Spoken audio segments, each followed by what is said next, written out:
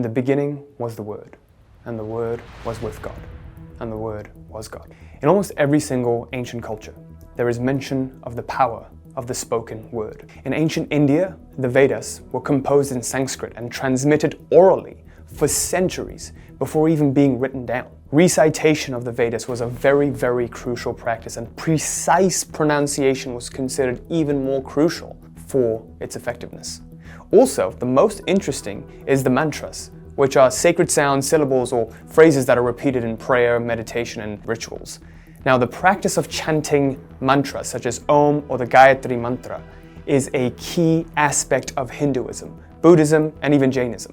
See, words themselves are just noises uttered with coherence. To someone who doesn't understand the language, it just seems like gibberish. But the words we speak, when spoken in a certain way, emit a certain vibration. This vibration allows specific parts of our bodies to resonate, which the yogis knew activated certain chakras within us. Let's look at the word Om. When we say our navel chakra, the Svadhisthana chakra, resonates. When we say Ooh, you'll feel it in your solar plexus or the Anahata chakra. When we say you'll feel it in your throat chakra or the Vishuddhi. It resonates. In unlocking and resonating each chakra, energy is allowed to flow within us and rise up through the spine. What if you could use spoken word to direct your energy to manifest a specific outcome into your life? That's exactly what I've been able to do over the last 8 years. That has allowed me to leave a soul-sucking job, start a business that I love and grow it to over $1 million every single year, and experience the kind of freedom that I couldn't even have dreamt of. In today's video, I'm going to show you how to do just that. But in order to do it correctly, your thoughts, words, and actions need full congruence first. So in order to understand how to use the power of word to create the destiny that you want, we have to understand this cycle. And this is the cycle of destiny. Why I say that is because there's a great quote attributed to Lao Tse, which goes, thoughts become words, words become actions, actions become habits, habits become character, and character becomes destiny. So if we were to put this in the cycle of destiny, this is what it would look like. When you start off with your character or your identity, okay? When you assume a certain identity, you think like that person would think. So your thoughts are congruent to that identity. When your thoughts are of a certain way, it leads you to speaking a certain way. Your words become an expression of the thought, okay? So the subtle identity becomes more tangible in thoughts, and thoughts become more tangible in the words you speak, and your words become more tangible in the actions you take. And repetitive actions create habits. They form habits. And your habits, the set of actions you take, form the character that you are or your identity. This is very crucial for you to understand, so please pay attention to this. When I believe that I am a certain kind of person, I will take actions from that place of being. For example, before I became wealthy and I came into money and I became a millionaire, I used to believe that I was destined to live an average, mediocre life and just barely earn enough to get by, okay? That was my belief. And I didn't think that I should spend money on expensive things. I didn't feel that I should take vacations whenever I want. I believed that I should save up all the money that I can and hold on to it, because otherwise I would lose it all. So I had this very scarcity mindset around money. So my identity before was I am not wealthy, I am average, or I am poor. I thought like a poor person. I thought the thoughts that a poor person would think. Anytime I was presented with an opportunity to either invest in myself or to take a vacation or to buy something that I actually really wanted, my heart wanted, my mind would come in and say, oh, you can't afford that. You can't afford that. You know, you shouldn't buy it. You shouldn't invest in that. There's no point investing in your personal development. There's no point investing in, your growth. Just save that money. Just save it, because otherwise it will go away. Then I spoke like a poor person. So anytime someone would, I would have a conversation with someone, I would be like, we would just express our opinions on something. Oh, but that's so expensive.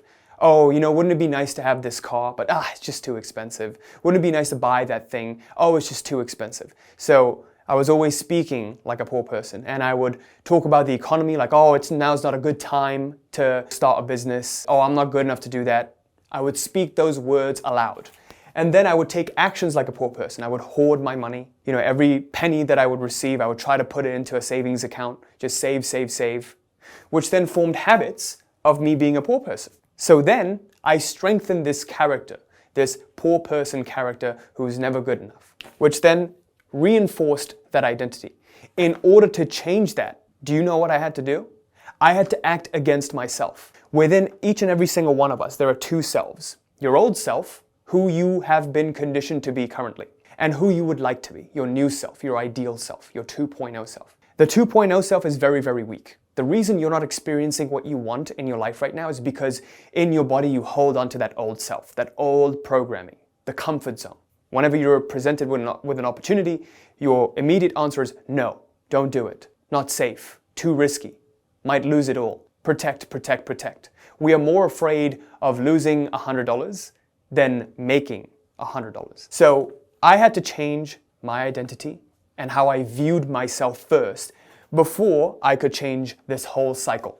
So I made a decision that I would no longer entertain the idea that I was a poor person. So I asked myself, if Quazi was abundant in wealth, how would he be? I assumed that state of being first. Then I started to think like a millionaire. How does a millionaire think? How does a millionaire think about going to the restaurant and buying food? How does a millionaire think about taking a vacation? They're very open to it.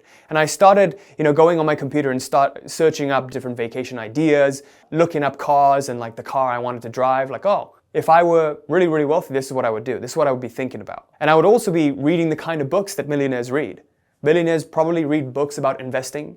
They read books about the lives of other successful people, and they're constantly learning and growing. When I was my 1.0 self, and I thought like my 1.0 self, I would just wait until the weekend to get wasted and, live that cycle all over again. Just wait until Friday, and then your life begins for 2 days, and then you can go back to that job again. I was just waiting for that burst of dopamine, and I would just scroll on my phone and just get this quick hits of dopamine. Whereas when I shifted into the identity of a wealthy person, I chose consciously the thoughts I would think until I started to speak like a millionaire. How would a millionaire speak? If someone says they can't afford something, instead of indulging them in it, you say, okay, that's your reality. Maybe I can't afford it right now, but that's okay. It doesn't mean I'll never be able to afford it. You see the difference? Because before I would say, oh, that's just not for me. I would never be able to afford a yacht. I would never be able to afford a mansion. Well, I don't really know anymore if that's true. Maybe I could one day. Maybe not now, right? You don't lie to yourself. I'm not lying to myself. The truth is, yes, in my current reality, I definitely can't afford it right now. I can't see how it would happen. But that doesn't mean it's not possible in the future moment, in the next moment. So you have to be careful about the words that you speak. And finally, I started to act like a millionaire. I started to invest in myself. I started to invest in my personal growth. I started to buy books, investing in mentors, investing in programs, and whenever I felt like buying something, and I really felt like, hey, this would really improve the quality of my life. A new computer, a new desk, a new chair. Instead of going back into that old scarcity programming, even though I was afraid to invest in it, even though I was afraid to buy that $5,000 program, even though I was afraid to, buy that $3,000, $4,000 laptop, I was like, you know what? Somehow this will multiply back to me. I don't know how. And that's okay. But I had faith that somehow it would multiply back to me, which then started to form my habits. I stopped being so protective with money and just freely spent it until this new identity got reinforced. And then I started to find opportunities that would lead me to making more money. I started making YouTube videos. I acted against myself even though I didn't want to make YouTube videos because my old me would have been like, what's the point? What's the point in doing this? You don't even know how you're going to make money off of it. Instead of feeding into that, I chose to feed into who I want to become. Maybe I might be able to monetize it in some way. I don't know how yet. That's okay. Stop fucking worrying about the how all the time. How? When? Doesn't matter. Leave that up to God. All I know is this is what I'm being called to do right now. So I follow that intuitive guidance. I made the videos, did it for a year until I had the idea to start charging for coaching. Start offering my coaching services. And then people started to reach out like, oh, I love your content. I really benefited from it. I really think you can help me. I've already gotten results with your free stuff. I wonder how good the paid stuff is. Whatever you give, you get back. And so once this identity was reinforced, I was able to quit my job, make my first 20K a month with my business, and then over $1 million a year. all as a result of who I became. But it had to start consciously at this step. Consciously choosing who I want to become. Consciously choosing the kind of thoughts that I would think. Consciously being aware of the words that I speak. And consciously being aware of the actions that I take. Making sure all of this is congruent. The biggest problem with most people is they short circuit somewhere in the middle. They say they want to be someone, but then they still think like their old selves. They're not aware, they're not awake enough to take control at that stage. And then they start to speak like their old selves would speak. Oh, you know, the economy is so bad right now. I can't do anything. I'm afraid. Money will just go away. I've lost money in the past, therefore I'm going to lose money again. And then they act from that place of being. So they keep this cycle going on. You can't afford. You cannot. In the journey to becoming your highest self, you can't afford to fall asleep. You have to wake up and take control. You have to become conscious. Because the moment you fall unconscious, you fall back into your old programming. So the goal is to live consciously and choose this process until it's become your identity. And one day, 3 months, 6 months, a year after doing this consciously, you're going to notice that you don't think the thoughts that you used to. You don't view money the way you used to. I don't view money the way I used to in the past. A couple months ago, I invested $30,000 in a coach for 3 months for my mindset. In the past, I'd be like, no, this is bullshit. What kind of woo-woo shit is he going to teach me? I can learn this stuff from books. That's how poor people think. And that's why poor people never succeed. Because you're presented with an opportunity, and what you do is you say, no, I don't want to move forward. I would rather stay in my shell. Instead of taking the risk. There's never 100% guarantee in anything in life. Not even the best surgeon in the world can guarantee you that they're going to succeed with the surgery. There's always room for error. But poor people, what they do is they look at failure and they think of it as death. What wealthy people do is they look at failure and they say, this is a stepping stone to success. I have to learn the lessons from this failure. Something will come out of this and will help me get to the next level. So you have to take these risks. And by the way, when you make decisions and you act against yourself, who are you acting for? You're acting against your 1.0 self and you're doubling down on your 2.0 self. So in your life right now, whenever you're presented with opportunities that your immediate reaction is no to, take a step back and just evaluate. What would your ideal self do? How would they act? How would they speak? How would they think? If you were your ideal self, what action would arise from that place of being? And I promise you, if you act truly, truly, truly in alignment with the highest version of you that you can conceive, anything that you want in your life, you'll get even beyond that. You'll achieve things that you couldn't have even imagined. Like for me, when I started on this personal development journey, I just wanted to make 20K a month, have a laptop lifestyle, and travel the world. I started making 200 grand a month. Way more money than I could have even imagined. We've helped over 1,000 clients. I get to make YouTube videos, do the thing that I love every single day. I have a beautiful wife, a beautiful son. At the age of 27, my life is beyond my wildest dreams. At age 27, I have 2 houses. It's unimaginable what can happen in your life if you simply act in alignment with your ideal self. A great man once said, a weak plan executed with a definiteness of purpose will always triumph over a strong plan executed with an indefiniteness of purpose. So the crucial part to all of this is having a definiteness of purpose, that identity, strengthening that identity. The identity is a belief in ourself. It's a self-belief. In order to have a definiteness of purpose, we need to strengthen that belief because you have a desire right now and you have a belief about that particular desire. Your desire is up here, but your belief is here. Therefore, you can't bridge the gap. You can't achieve what you desire. So we need to either raise the level of our beliefs or lower our desire. And I don't know about you, but I would rather raise the level of my beliefs so I can experience what I want, which is exactly what I'm going to show you right now. How to bridge the gap between desire and belief. Before I get to that, I just want to quickly announce you can access our exclusive email list if you just click a little I up here or just go to the pinned comments in the description. I can share stuff in there that I can't really share anywhere else, like training protocols, guides, my personal thoughts that I share on my newsletter every single week. So if you want to access that, the link's going to be somewhere in the pinned comments. Let's go now to the power of belief. Now we have to understand the gap between desire and belief and how to bridge this gap. Right now you have this desire you would like to experience in your life. You would like to experience freedom, money, joy, love, health, etc. But you have a belief that is lower than that desire. As soon as the belief matches the level of the desire, the bucket's full, the desire manifests. But there is a misunderstanding of belief. There are 2 types. There is what's known as your self-belief, the internal belief, aka identity, and there is the external belief, the belief that's known as your paradigm, aka the belief that you have about your world around you, what's possible within the confines of your world. For example, you don't believe that gravity can be turned upside down right now and you levitate. Everyone just goes up to the sky.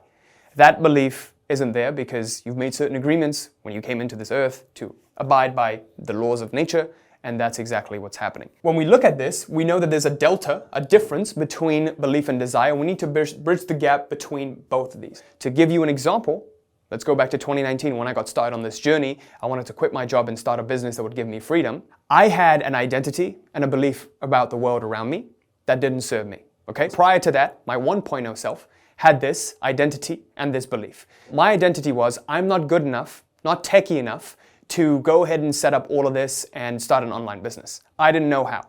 And I wasn't good enough to make videos like my friends were doing at the time. I had two friends, Arlen and Raphael. They were so good at it. I always compared myself and I thought, oh, there's no way I could do it like them. I don't know how to do it. I'm not capable. My self-belief was low. I also had a low belief in the world around me. My paradigm was low. When I looked around me, I was like, oh, would people even pay for mindset coaching? Because I came from a background where my father only invested in tangible assets, right? He never believed in development or reading books on development. So he didn't believe in growth in any way. So I was like, oh, okay, this must be all BS. And that was my belief. And so when I thought about it and going out there and charging people for mindset coaching, I was like, what the?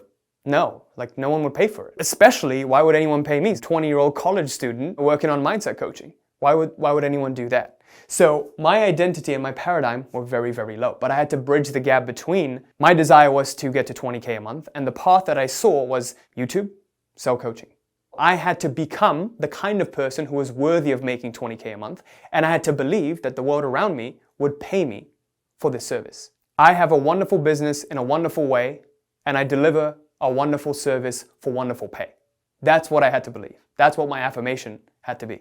To bridge the gap between my desire and belief, I could tell myself, I could speak these words to myself all I wanted, but nothing would happen. Do you want to know why? Because this thing up here, it's called the mind. The mind doesn't believe in anything it doesn't have evidence of. You can tell yourself you're a 20K a month business owner all you want. You can tell yourself you're a confident all you want, but nothing's going to happen until the mind sees evidence. Okay? This is what brings me to understanding how to properly use affirmations. And I'm going to share something with you that's going to completely blow you away, an exercise that's going to really help you do this to gain tangible proof. Your affirmation needs to be backed up with what's known as a confirmation. Proof. Your mind needs to see proof that it opens up the gateway to the heart. And in that way, I was able to bridge the gap between my belief and desires. Let's get to affirmations and confirmations right now. So how the affirmation confirmation cycle works is via the following. At first, we begin with an affirmation, a statement that you would like to see true, that is, in general, acting against what you're currently seeing right now, or your current state of being, your current state of affairs. When you say an affirmation, you actually launch a new design for your reality. Then, when you start to look for proof and you find proof of this affirmation, you start to believe it. So think about the belief in lack that you have right now. The thing that's keeping you stuck. Let's say you're making 6 figures in a job and you'd like to quit. You believe that you are well capable of making 6 figures. That's why you're doing that right now. That's why you're able to do that right now. Or let's say you're stuck at a certain revenue level in your business. You're stuck at that revenue level because you believe you're capable of doing that revenue. No problem. But anything higher than that, well, I don't think I can do that. I don't really subconsciously believe I'm capable of doing that. Even though you may tell yourself consciously, subconsciously, emotionally, in your body, you don't really feel it, you can't stay with it. Anytime something happens, a doubt pops up, you immediately return back to that, okay? So what needs to happen is we need to override that through consciously looking for proof, confirmations. I'm gonna show you what I mean by this in a second. So to give you an example of this, let's say going back to when I started making YouTube videos, I lacked so much confidence in myself. I couldn't put myself out there. I thought my friends would make fun of me. I was traumatized by one time I tried to start a YouTube channel and everyone in school made fun of me, and I was not confident in speaking to people. I always had this fear of being judged, so I didn't want to speak to prospective clients or do any of that. I just wanted to hide in my shell.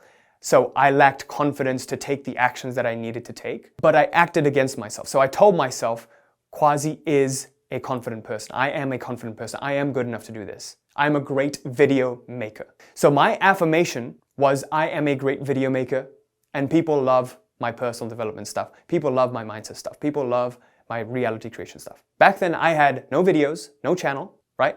No views. Why the heck would I believe it? I'm lying to myself, which is true. I'm deluding myself. But you have to be delusional. The most successful people in the world are delusional. It starts with delusions of grandeur that you ground in reality. So I began with that affirmation statement. I make wonderful videos that change the lives of many, and I am an amazing, Quazi is an amazing video maker. That was my affirmation. Now, what I did was go out and act from that place to the best of my ability. If I were a great video maker, how would I make videos?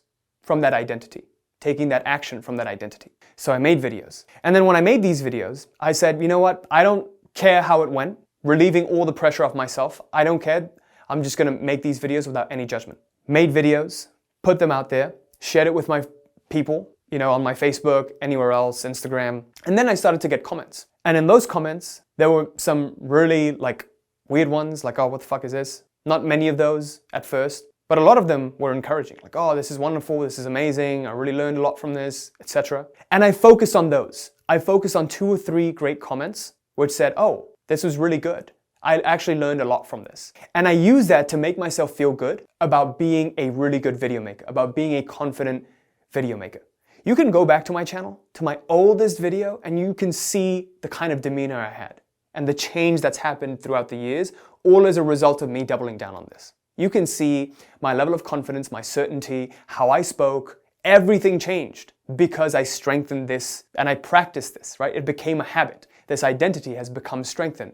Quazi is an amazing video maker. So I consciously looked for confirmation. And even when I made videos, the 1 or 2 bad comments, the 1 or 2 negative comments are always the ones that would stand out to me and make me doubt myself and say, oh, maybe you are not good. But I had to snap out of it, consciously snap out of it, and choose to give my mind proof that you are a great video maker. Be deluded, okay? So right now in your life, whatever you want to accomplish, let's say you're not at the weight that you want to be in. You want to get slimmer. You look in the mirror. You can't just tell yourself you're slim, right? Because you won't believe it. Start with something that's a little more palatable. Like, I am getting slimmer and slimmer every day. The work that I am doing is working. The diet that I'm following is working. And then start to notice where it could potentially be working. Even if you see something in the mirror that makes you think like, oh, I've lost some weight here. I'm looking a lot more chiseled and lean here. Look for that. Hold dearly to that tiny piece of confirmation, because what's going to happen is that piece of confirmation is going to snowball into a huge confirmation, a huge result in your life. That's what happened for me.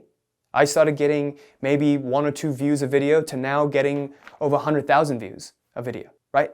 That's the power of this. You want to create real momentum, you have to start by pushing the train, by building up on that little snowball into an avalanche. So your mission is to consciously look for proof of what you want. So now let's get to an exercise that I want you to do for the next 90 days, a 90-day challenge. You ready? Let's go. So the 2 kinds of statements that I want you to craft right now, get a piece of paper. You're going to craft 2 statements. You're going to craft a statement about your worldview, and you're going to craft a statement about your self-view, your identity and your paradigm. Okay? So let's say you have a goal of making a certain amount of money, or to, get into shape, whatever it is. Write a statement that says you are capable, that you are a 20K a month or whatever K a month version of you, your self-view. Or you're confident enough to go and make videos or put yourself out there on social media. And then craft a paradigm statement that the world rewards your work. The world rewards the work that you do. The world wants to see what you have to share, or now is the right time for you to get into shape. Whatever it could be, the season, whatever it is, if it's the season, whatever you want to believe that serves that belief, whatever worldview paradigm you have, why is now a good time to do it? Write a statement that signifies that. So for me, it was, I am a 20K a month entrepreneur.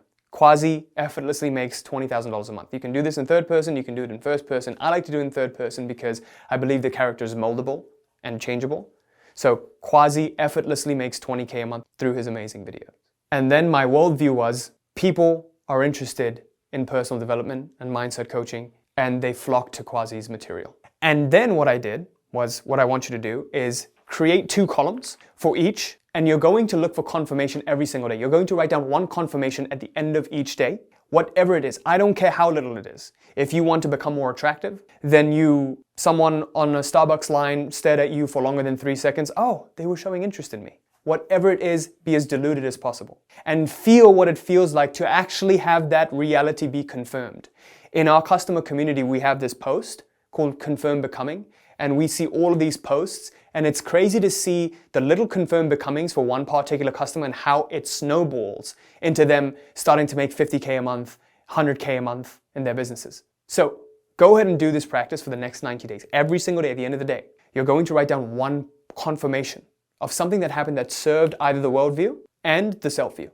1 proof of each. Okay, so go ahead and do that right now. If you're an entrepreneur who's sick and tired of taking massive action while still staying stuck with your current income level, it's time to go beyond action. It's time to shift at the being level. Because when you shift at the being level, the doing happens naturally, which leads you to having what you want. Stop trying to change the effects by doing something different. Instead, work directly at the cause, the identity, and being someone different. We've worked with over 1,000 clients and have helped them achieve results that are nothing short of miraculous.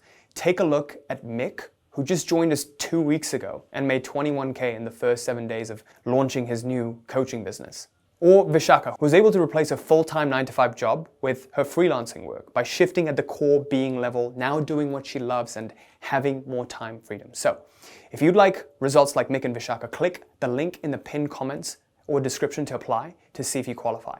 Transparently speaking, we get over 1,000 applications every single month to work with us, and out of those, we only select the top 25 candidates that we feel that we can deliver outstanding results for.